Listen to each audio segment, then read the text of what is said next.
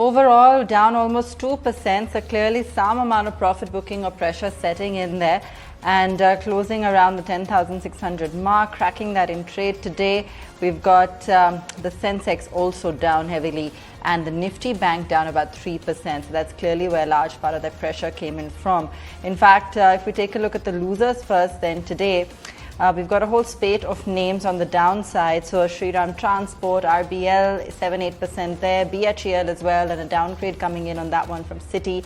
Bandhan Bank was down 4%.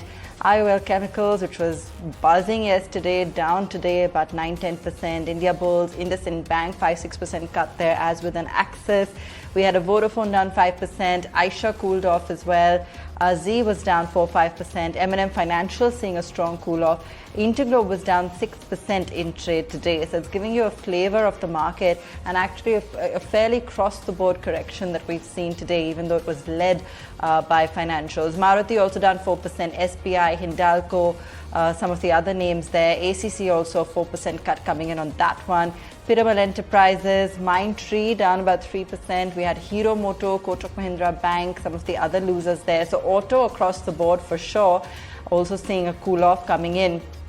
And from some of the heavyweights, L&T, TCS, ITC, Sun, HUL, a whole host of them, in fact, that continued to lag as well. What managed to hold out, perhaps, Biocon, of course, news-driven, IGL, and a few select pharma names. Bharti also just holding on, of course, to gains in today's session. But otherwise, clearly a day for profit booking. Avan? Indeed, and we're wrapping up around the 10,600 mark, though do remember we have been below that level in today's trading session.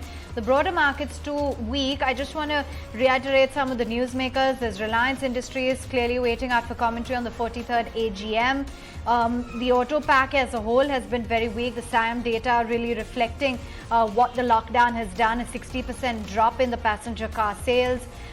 Everready, that stock locked in upper circuit, the Dabur promoter family picking up an 8.8% stake in the company. Wipro watching out for their earnings. Do remember the full impact of the lockdown is likely to be felt. We'll be waiting out for the commentary from the new CEO. Bharti Airtel as well. Are there going to be any concrete announcements later this evening? And the TDSAT, remember, has refused the immediate payment to try to stop the premium plans by telcos. HDFC Bank has issued a clarification saying there's no question of the matter having any bearing on the loan book or causing any loss to the bank. Mindtree came out with its quarterly show. Profits at 213 crores. The EBIT was flat and revenue from operations at 1908 crore rupees.